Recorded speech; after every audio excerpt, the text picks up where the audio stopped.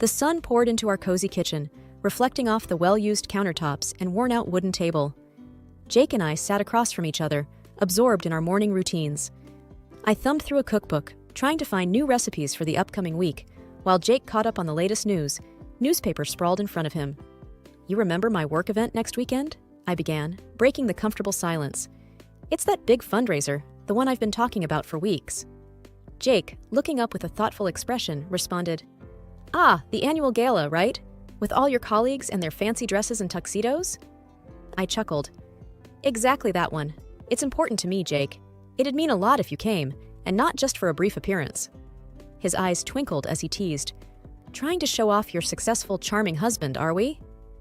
I playfully swatted his arm. "Oh, hush. You know it's not like that. But yes, it's crucial for networking, and having you by my side would give me a confidence boost." He nodded, taking a bite of his toast. "I promise I'll be there, by your side, throughout. Besides, it gives me a chance to see you dressed up, and I never pass that up." We both laughed at that, knowing full well he loved any excuse to get dressed up himself. Just then, his phone buzzed, diverting his attention. He read a message and sighed audibly. "My car's stuck at the mechanics again. I thought they'd have fixed it by now. This is going to mess up my whole day."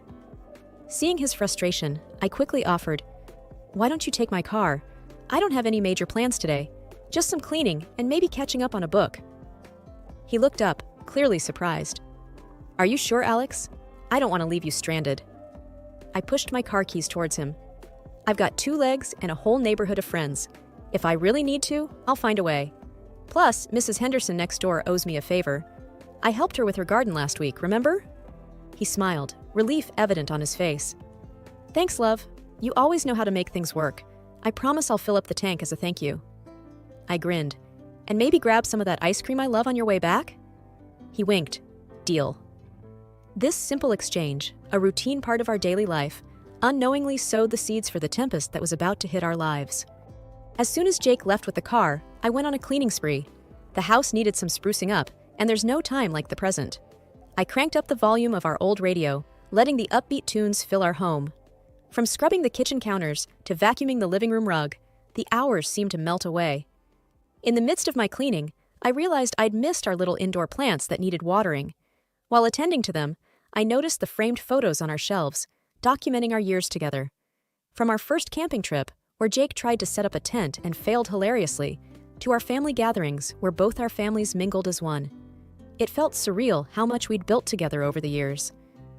As I was lost in memories, I felt a sudden wave of anxiety. Glancing at the wall clock, I noted the time. It had been hours since Jake left, and I hadn't heard a word from him. Pulling out my phone, I checked for missed calls or texts. Nothing. Just as I was crafting a message to him, my phone rang, the screen showing unknown caller. Taking a deep breath, I answered, "Hello? Is this Mrs. Alex Williams?" The voice, firm and unfamiliar, sent a chill down my spine. "It is. Who am I speaking to?" "This is Officer Mitchell from the City Police. I'm sorry to inform you there's been an accident involving a car registered in your name." My heart pounded loudly in my ears. "Jake, is he okay? Please tell me he's okay." "He's injured but conscious. You might want to come down here." I felt my knees weaken. "Where are you located? I'll be there immediately." The officer provided the location, trying to assure me it wasn't the worst-case scenario, but it did little to calm my racing mind. On the verge of tears, I rushed outside, desperately searching for a quick way to get to the crash site. Mrs. Henderson, the elderly lady next door and one of the kindest souls I knew, saw my distress. "Alex? What's wrong, dear?" "Jake, accident. I need to get there," I blurted, the words coming out all jumbled. Mrs. Henderson didn't miss a beat. "My grandson's car is here. Take it. Go." "I can't thank you enough, Mrs. Henderson," I managed to say as she handed me the keys. "You bring that boy back safe and sound, and let me know if you need anything." I nodded, the weight of the situation hitting me as I headed towards the crash site, hoping and praying that everything would be all right. The accident scene was overwhelming. Traffic was diverted, emergency lights swirled, and curious onlookers whispered amongst themselves, their eyes locked on the site of the crash. As I parked and made my way towards the commotion, I tried to quell the panic that threatened to engulf me. A nearby officer noticed my distress. "Can I help you, ma'am?" My husband, Jake Williams, he was in the accident, I stammered. He guided me through the crowd to where Jake was. Seeing him with paramedics, a cut on his forehead and an arm in a sling, brought both relief and concern. He was okay, but he wasn't unscathed. Jake! I rushed to his side. He tried to smile, his face pale. Hey, Alex, looks worse than it feels. I gently touched his cheek. What happened? Before Jake could answer, a man approached, extending his hand. Hi, I'm Tom. It was my car that collided with yours. Shaking his hand hesitantly, I responded, Are you okay? Just a few scratches, nothing serious. But I'm more concerned about your husband and the lady who was with him, Tom said, his eyes darting towards Jake. I looked at Jake, waiting for an explanation. Who was she? Jake sighed. She's a colleague from work. We had a meeting, and I offered her a ride home since it was on the way. Why haven't I heard about her before? My voice betrayed a hint of suspicion. It was just work. I didn't think to mention it. And with the car situation today, it just happened, Jake replied, trying to calm the brewing storm. Tom added, She seemed pretty shaken up after the crash. She took off even before the paramedics arrived. Thought it was strange. This revelation added more questions than answers. I frowned. Why would she run off? Jake shrugged. Maybe she panicked. I don't know. We all fell into an uncomfortable silence. The paramedics were preparing to transport Jake to the hospital for a more thorough checkup. As we prepared to leave, Tom, trying to make amends, said, I'll take care of the insurance and all. I should have been more careful. I nodded, my mind preoccupied with the mystery passenger and what that meant for our relationship. As the ambulance started up, I made a silent vow to uncover the truth, no matter where it led. After ensuring Jake was settled in his hospital room, my thoughts shifted to the DVR in our car. It was a relatively new addition, a birthday gift from Jake after I'd mentioned wanting one. The irony that this device might shed light on Jake's recent actions wasn't lost on me. I'll be back soon, Jake, I whispered, giving him a light kiss on the forehead. He seemed drowsy from the pain medication. Where are you going? He mumbled. Just need to sort out some things related to the car. I'll be quick, I reassured him. Heading back to the accident site, the tow truck was already loading our battered vehicle. Excuse me, I approached the driver. I need to retrieve something from the car. He looked me over, likely identifying me from my earlier presence at the scene. Sure, be quick. I nodded, opened the passenger side, and swiftly removed the DVR, hoping its contents remained intact. Back home, my hands trembled as I connected the device to our television. The first few clips were mundane, trips to the grocery store, a visit to my sister's house. But then I found the footage from earlier that day. It began innocently enough, Jake driving, occasionally switching radio stations. Then a woman entered the frame. Even from the side profile, I recognized her. It was Melissa, a coworker Jake had occasionally mentioned. Their conversation was casual at first. They discussed a project they were collaborating on, some office gossip. But as the journey continued, their chat became more personal. They laughed at shared memories, and Melissa reminisced about a fun night a few weeks ago. My heart sank further when the crash happened on the screen. I watched as Melissa, in a moment of panic, hugged Jake tightly and then planted a fleeting kiss on his lips before escaping from the scene. The weight of what I'd seen pressed down on me. Their relationship wasn't just professional. I felt betrayed, hurt, and unsure of what to do next. Taking a deep breath, I ejected the DVR and placed it in a drawer. Whether it was evidence of infidelity or just a friendly bond taken out of context, I needed to confront Jake. But for now, I needed some time alone to process everything. The sun shone a bit brighter the next morning, but its warm rays did little to alleviate the storm inside my heart. With every passing second, the DVR footage played in my mind over and over, but I wasn't going to suffer in silence. It was time everyone knew about Jake's deceit, especially those who believed in our perfect union. I started with Lucy, my oldest and dearest friend. Our history stretched back to our school days, long before Jake entered the picture. Lucy, I began as soon as she picked up, I'm having a get-together at our place tonight. Jake's coming home from the hospital. She sensed the unease in my voice. Alex, what's wrong? Why the sudden party? Just come over, I urged. There's something you need to see. Next, I phoned Jake's family. His mother, always so warm towards me, was delighted. That's a wonderful idea, dear. We've all been so worried. I could hear Jake's father in the background. Make sure there's beer, he shouted jovially.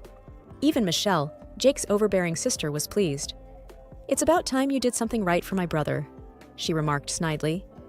Throughout the day, I busied myself with preparations. There was food to be cooked, wine to be chilled, and a living room to be rearranged for the night's entertainment. By the time guests began arriving, our home was filled with the tantalizing aroma of roasted chicken and baked goods.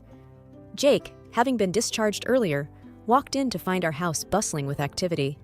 He looked surprised, yet pleased. "What's going on?" he asked, a small smile forming on his lips. I forced cheeriness into my voice. "Just a small gathering to let everyone see that you're all right." He leaned in, kissing my forehead.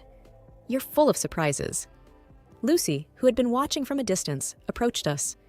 "Glad to see you up and about, Jake," she said, though her eyes were questioning as they met mine. The evening progressed, filled with light-hearted banter and the clinking of glasses. Michelle was, predictably, the loudest, sharing stories of Jake's childhood, much to his embarrassment. The laughter and chatter provided a stark contrast to the turmoil inside me. As dinner ended and people moved to the living room, I knew the moment had come. "I've got something to show everyone," I announced, holding the DVR remote. Jake looked puzzled. "What's this about, Alex?" I pressed play without answering. The room fell silent, save for the video's audio. As the scene with Melissa played out, gasps filled the room. Jake's face turned ashen, realizing what was happening. As the video ended, Lucy broke the silence. "Alex, what was that?" Jake, flustered, tried to interject. "It's not what you think." The room was abuzz with whispers, and all eyes were on the two of us. The stage was set for Jake to finally explain himself. The weight of the truth descended heavily on the room, muffling the chatter that had once filled it with joyful noise. Stunned faces looked from the now silent screen to Jake, their expressions ranging from shock to disappointment. Lucy, forever the anchor in my life, was the first to voice her confusion, her eyes darting between Jake and me. "Alex, why would you show this? What's happening?" Jake, sensing the rising tide of questions and accusations, tried to take control of the narrative. "Listen, everyone, it's not what it seems. Melissa just needed a ride. The hug, the kiss, it was just in the heat of the moment after the crash." Michelle, eyebrows furrowed and usually so critical of me, looked distraught. "Jake, you're not making sense. First the rumors, and now this? Why would she even be with you in the first place?" He looked down, searching for words. "It was a work thing. We got close. But it wasn't serious. It was just a one-time thing." Jake's mother, Mrs. Anderson, a pillar of grace and kindness, looked shattered. "Oh, Jacob," she murmured, her voice tinged with disbelief. "This isn't like you. You and Alex, you were the ideal couple." His father, Mr. Anderson, a man of few words, had a deep frown etched on his face. "Son, you need to explain everything. This isn't just about you two anymore. It's about the family." Sarah, Jake's younger cousin, who had idolized him, looked close to tears. "Jake, why? Alex has been nothing but kind to all of us." Jake, increasingly desperate, replied, "I made a mistake. I don't know how it spiraled this far." Lucy tightened her grip on my hand. "Alex, I've known you both for years. You two were inseparable, the perfect team. Whatever this is, it needs to be dealt with." I took a deep breath. "I know, Lucy. I thought we were strong, that nothing could break us, but now, I don't know." Amid the murmurs and discussions, Michelle walked over, her demeanor softer. "Alex, I'm so sorry for the way I've treated you, and to think my brother was doing this, I was wrong about you." The room was thick with a mix of empathy, regret, and unanswered questions. It was evident that our relationship had changed in the eyes of everyone, and the path ahead would be an uphill one. After the eventful evening, the house was filled with an uncomfortable silence. Some relatives had decided to leave, wanting to avoid any more drama, while others stayed, trying to offer comfort, or simply too shocked to move. I retreated to our bedroom, wanting some time to myself, but Lucy followed. She sat next to me on the bed, placing an arm around my shoulders. "Alex, are you okay?" I sighed deeply. I thought I was prepared for whatever came next, but seeing everyone's reactions, it just made it all too real. Lucy hesitated, then said, "There's something else you should know." I looked at her, my heart racing. "What?" She took out her phone, opening Melissa's social media profile. There, in her recent uploads, was a picture of a hand with a very familiar watch. Lucy pointed. "I noticed this earlier. It's Jake's watch, right?" Tears welled up in my eyes. "Yes, that's his watch. I gave it to him on our 5th anniversary." Lucy continued. This photo was taken in your bedroom, Alex. Look at the background. It's your dressing table. I was taken aback. How could he? Bringing her into our home, our sanctuary? It's a violation. There was a soft knock on the door. Michelle peeked in, her face pale. May I come in? I nodded, still trying to process everything. Michelle hesitated. I saw the photo Lucy's talking about. It's unmistakable. I'm so sorry, Alex. I had no idea Jake was capable of this. I replied, Neither did I. Michelle looked down. I spoke to him downstairs. He's remorseful, to say the least, but I told him he needs to come clean about everything. Lucy, ever the protective friend, asked, Do you want to confront him? I took a deep breath. Yes, but not now. I need time to think, to process everything. Michelle nodded. Take all the time you need. Just know that I'm here for you. We all are. The weight of the entire situation hung heavily. My trust was shattered, but the support from those around me, especially from unexpected quarters, provided a small solace. The morning sun filtered through the sheer curtains, casting muted shadows across the ornate living room. Soft melodies from a forgotten radio played in the background, clashing dramatically with the tension that was almost palpable.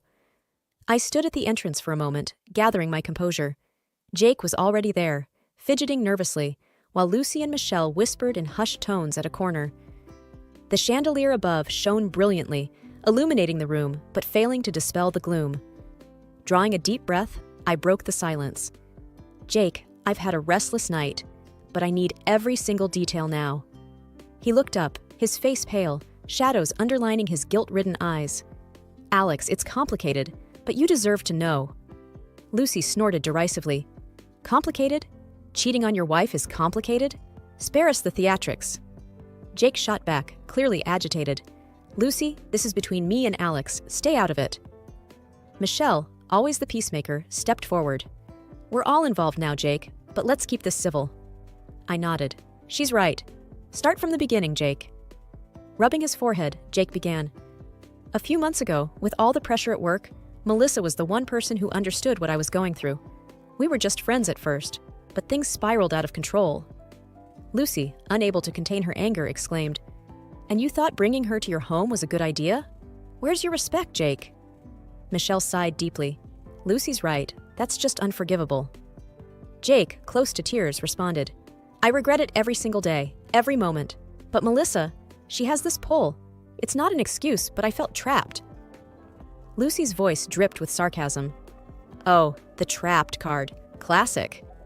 I intervened. Enough, Lucy. Jake, was our marriage ever real to you? Jake's voice broke. It was, Alex. It is. I made a terrible, terrible mistake. I can't change the past, but I'd do anything for a chance at redemption. Michelle, her eyes moist, said, Jake, some things once broken can't be mended. It's a hard truth.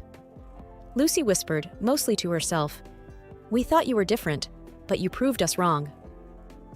Facing Jake, I stated with finality, I need to find happiness again. Away from all this. Away from you. I'm filing for divorce. Jake's plea was almost a whisper. Alex, if there's even a shred of love left, please reconsider. But my mind was made up. This isn't about love anymore, Jake. It's about self-worth. Lucy and Michelle closed in, their support evident. As I moved towards the door, I threw one last glance at the life I was leaving behind, a chapter closing, and a new one waiting to unfold.